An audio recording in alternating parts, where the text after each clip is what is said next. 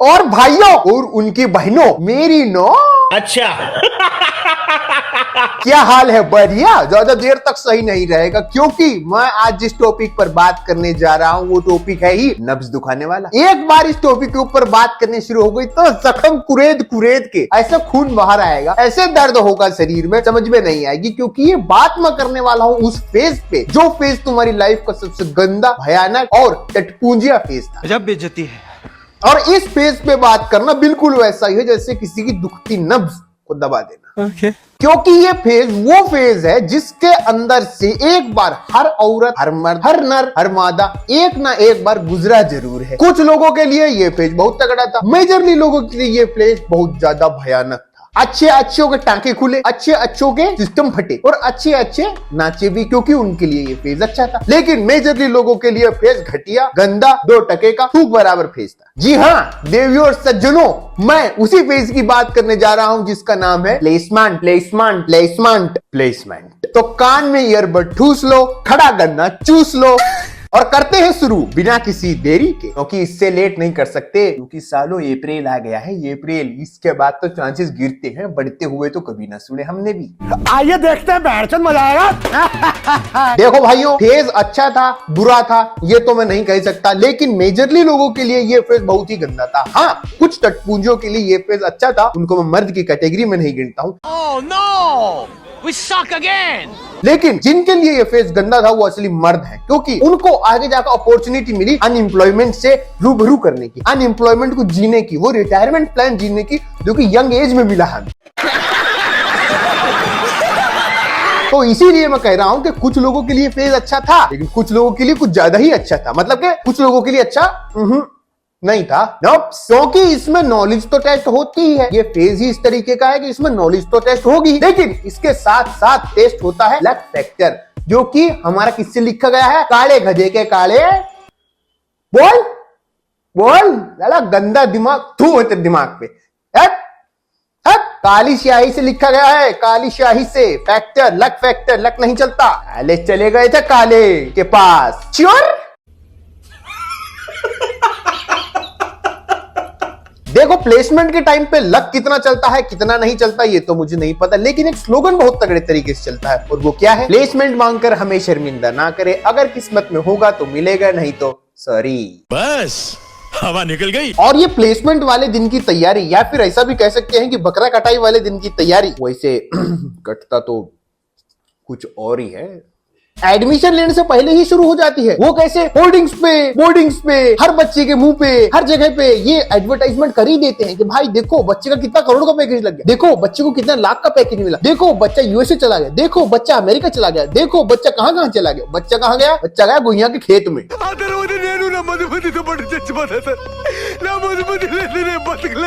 अब सालो हरामजादो, कम से कम इतना झूठ तो मत लिखो, कम से कम इतना तो झूठ मत लिखो कि आदमी पचा ही ना पाए। माना तुम्हारा काम है बच्चों को फ्यूचर के साथ खेलना, तुम्हारा काम है उसे डुबा देना, लेकिन हल्का फुल्का डुबाओ, ऐसा नहीं बिल्कुल ही गड्ढे में फेंक दो, थोड़ा बहुत तो रखो। इनने तो यूं मान रखा है कल बर्बाद होता चला शाम को ही हो जाए। और बाई चांस इनसे कोई रिपोर्टर पूछ ले, सर आपकी बच्ची कहाँ कहाँ नौकरी करती है सर, बताइए ना sir. London, America, Canada, Europe च भी है बहुत मुंडे ने जो नौकरी कर देने होते, बच्चे हैं नौकरी कर रहे हैं और अपना गुजारा कर रहे हैं। मतलब खाली कोई नहीं बैठा, सब की नौकरी लगवाई हमने, सब बालक नौकरी कर रहे हैं और अपना जीवन जी रहे हैं बढ़िया, हमारी वजह से ही जी रहे हैं भाई, नौकरी हमने। अच्छा और कैसे जी? माँ खराब हो जाएगा, मैं माँ अम्मा बहन पे आ जाऊंगा, मैं इनकी अम्मा बहन पे आ जाऊंगा। और हकीकत में बालक बैठा है कहाँ? वो बेचारा मन्नू की फैक्ट्री में क्या कर रहा है? ईंट पकड़ा रहा है, क्रेशर घोल रहा है, पानी डाल डाल के ये कर रहा है मन्नू की फैक्ट्री में, और ये बोल रहा है बच्चा कहाँ चला गया? कहाँ चला गया? यही नहीं, अभी और सुनिए। और अगर 1 लाइन के अंदर प्लेसमेंट डिपार्टमेंट को एक्सप्लेन करना हो तो कैसे करेंगे? मेरे हिसाब से तो ऐसे करेंगे। 1 नंबर की मादरचोद है पर आदमी अच्छे है, फैमिली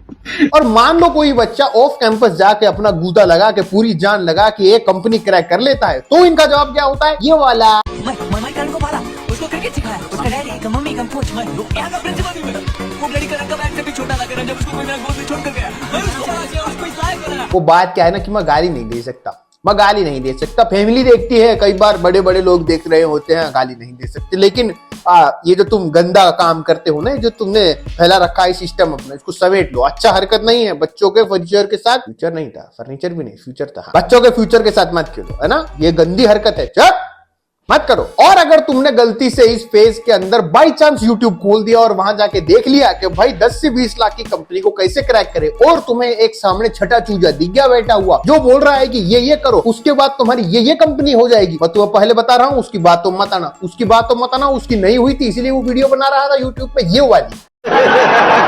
और सच बताऊं तो इनकी बातें सुनना उतना गलत भी नहीं है, क्योंकि इनकी बातें सुनने के बाद तुम जो सपना देख रहे हो प्लेसमेंट का, नौकरी का, वो कुछ ऐसा सा दिखता है, देख लेना, कभी बाद में बोलो कि भाई ने बताया नहीं यार।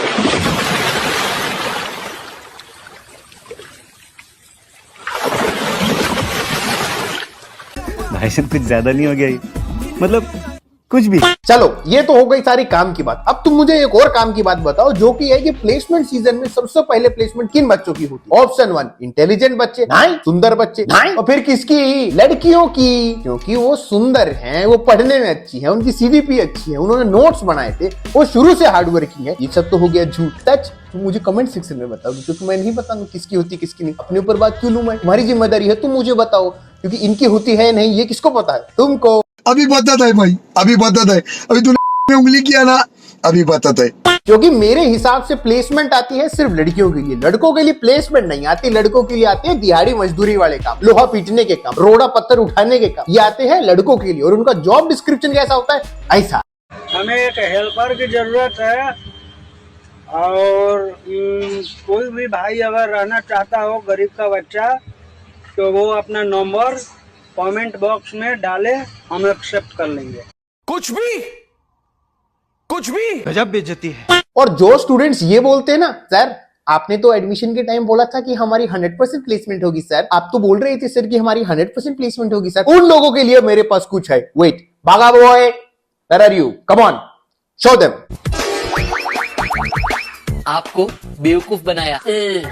मजा आया। और ये जो मैं प्लेसमेंट वाली बात कर रहा हूं, ये मैं कर रहा हूं इंजीनियरिंग स्टूडेंट्स के लिए, समझ गए? जो बीबीए, बीसीए, बीए, तुम रुको 2 मिनट, है ना, तुम रुको, तुम्हारा नंबर आएगा अभी, तुम्हें फिर बताता हूं तुम्हें। लेकिन ये अभी जो बात चल रही है, ये चल रही है engineering students. Most of the cases के अंदर इंजीनियरिंग स्टूडेंट्स के लिए एक प्री प्लेसमेंट टॉक कैसे साउंड करती है? वो बिल्कुल ऐसे साउंड करती है, ये सुनो। 26 कंपनी इस कैंपस में आएंगे आपको जॉब ऑफर करने के लिए।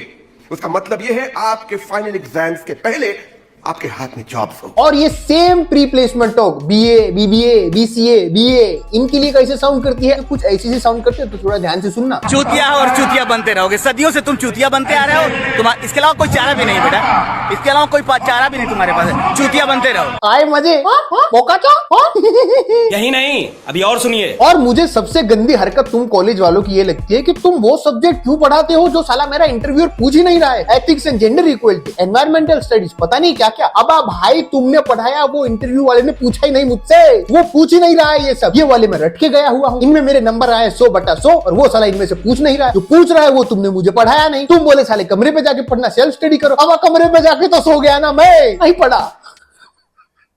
पढ़ा मैं कमरे पे जाके, और उसने वही पूछ लिया जो मुझे पढ़ना था कमरे पे जाके। अच्छी चीजें पढ़ाया करो। एथिक्स एंड जेंडर इक्वलिटी क्या काम का सब्जेक्ट है ये? क्या पूछना चाह रहे हो? क्या सिखाना चाह रहे हो? क्या पहचानूं मैं? हिजड़े पहचानना?